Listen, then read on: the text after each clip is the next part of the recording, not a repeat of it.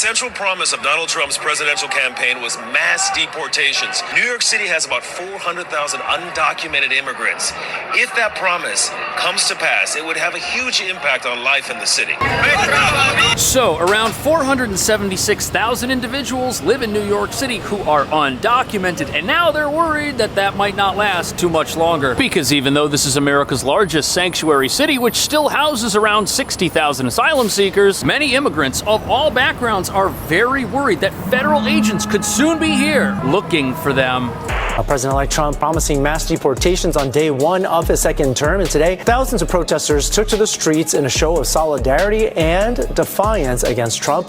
We're here to send a message loud and clear after the election that even though this administration is going to target immigrant communities, that we're here to stay. New York is a sanctuary city where undocumented immigrants are largely shielded from immigration agents. Those convicted of serious crimes do face deportation, but police commanders believe they're a tiny percentage of the thousands who poured into the city. Trump's pick for border czar, Tom Homan, promises to carry out his mass deportation plan with or without the cooperation of so-called sanctuary cities. We'll know who we're going to arrest, where we're most likely to find them.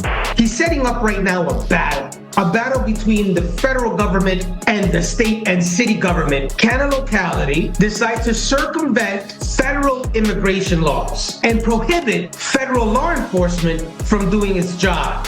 If we can't get assistance from New York City, we may have to double the number of agents we send to New York City.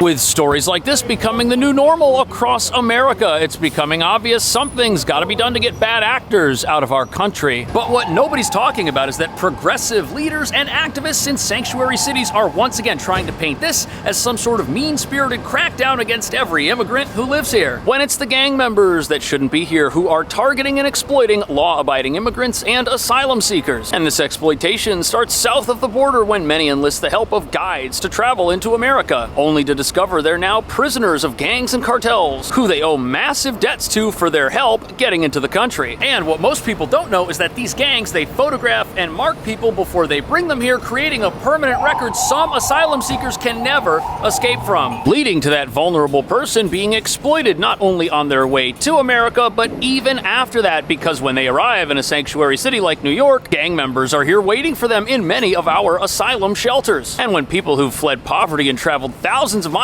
enter these places, dangerous criminals waste no time sizing up each and every one of them regardless of who they are, for their value as human capital that can be put to work in service of their gang. Which brings us to the real reason why many people voted for a president who would carry out these deportations. This looks like the only way to remove dangerous criminals and gang members from cities across the country, especially the sanctuary cities. Yet even after winning a landslide presidential election, the Trump administration will have its work cut out for it, because sanctuary cities like New York have rules in place to stop them at every turn, like laws that make it illegal for local police who've arrested these gang members before and know who they are and where they live to help ICE get them off the streets. But as you're about to see, Trump's new border czar is kind of the opposite of our current border czar, and he says he's going to deport people from sanctuary cities whether they help him or not.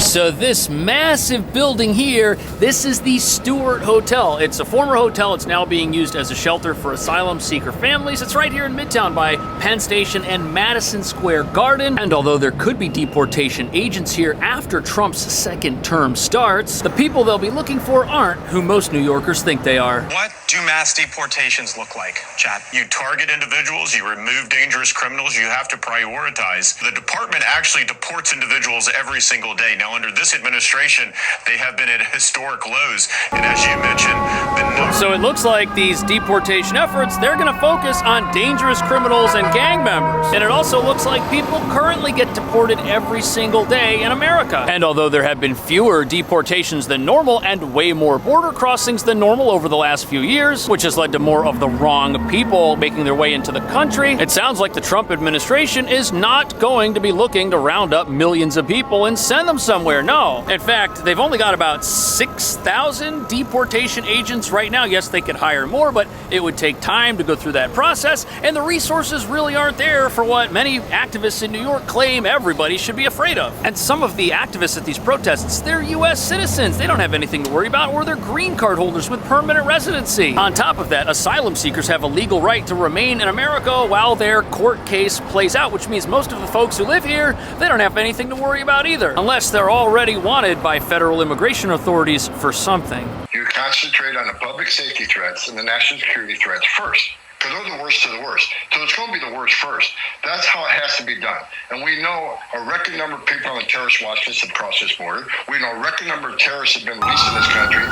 Who could possibly be against that? If somebody's on a terror watch list, their presence in America puts all Americans and any law-abiding resident in danger. And it even puts people in danger who might be here in an undocumented way, but aren't criminals either. It's hard to believe that it's possible to find people who are against such a plan. Yet they're here and they're ready to dig in their heels and fight against it every step of the way. And the damage these bad actors are causing inside shelters that are supposed to help those who New York activists say they truly care about is astonishing. And it's the asylum seekers themselves who are complaining about gangs and want them gone. They're the ones with young kids living in these shelters who don't want to see criminals exploit them. And when the asylum seekers who are immigrants and live in city-run shelters next to gang members tell us that these gangs are a real problem and that they're dangerous, we should probably open our ears and start listening. But the activists aren't, because it's Trump who wants to get rid of these people. Here's a parent who lives at the Roosevelt Hotel, which is another shelter near here, and it's got verified gang members living inside of it because they've been arrested and listed this place as their address. And these are parents who came here fleeing these gangs, and now the gangs are here waiting for them in the shelters that are supposed to help them. Literally, this is total lawlessness, and it's not empowering people. It's not protecting our immigrant communities. Instead, it's putting them in danger and ruining their lives. And that's just the gang members from Tren de Aragua, a Venezuelan gang that started in a prison. We've literally had known members of dangerous organizations enter the country and disappear. Who knows what they could possibly be up to? Those people need to be found. But instead, the local resistance efforts here are trying to make this some anti-immigrant agenda when really it's immigrants who suffer first at the hands of many of these criminals. But the activists do bring up a good point. This is going to be a very expensive operation. It's going to cost billions of dollars, and nobody's quite sure where that money's going to come from. First of all, cost of deportation, this President Trump's plan is going to be a cost savings for the American people, because this administration is paying for free airline tickets all over the country, free hotel rooms at $500 a night, free education, free medical care, and that's in purpose. So, according to the new border czar, this could cost a lot of money at first, but in the long run, it's going to save the country a lot of money, and you can't really put a price on national security and people's lives. That's tough. And as New York City is learning, even the most progressive immigration plans in the entire country will eventually run out of money and run out of ways to help people, which is what's happening here. We've got over 200 asylum shelters here, but they're all at capacity, and people get evicted after 30 and 60-day time periods and have to go live somewhere else, even though they don't have a job, even though they don't have any way to necessarily provide for themselves. These rolling evictions are how city officials have kept the whole thing affordable, even though it really isn't. And sadly, now you've got people living in tents outside some of the very places that were supposed to not help them end up homeless. And not only is this whole asylum industrial complex incredibly expensive to maintain, the idea that criminals are benefiting from it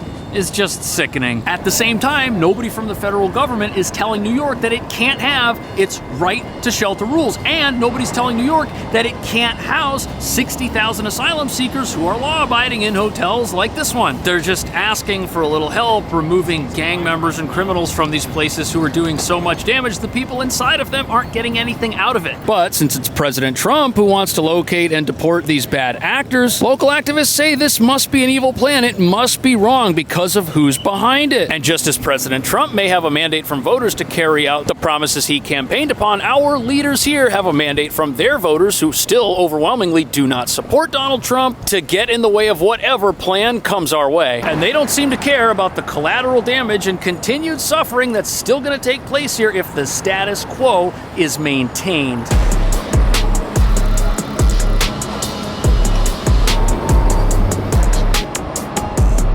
So one of the big controversies here is how helpful local police who are now banned from assisting federal agents could potentially be when they go out looking for gang members and other criminals who might be living here in New York. But this is something activists really do not want at all, because immediately in their minds they assume that this is going to have the NYPD separating families and deporting the law-abiding, which isn't the message here at all. No. But that doesn't matter. They've vowed to stand against it, and they want to keep things exactly how they are right now in this town. Thousands of people, backed by more than 30 groups, took to the streets Saturday, marching from Columbus Circle to Bryant Park. We're here to send a message loud and clear after the election that even though this administration is going to target immigrant communities, low-income people of color, that we're here to stay.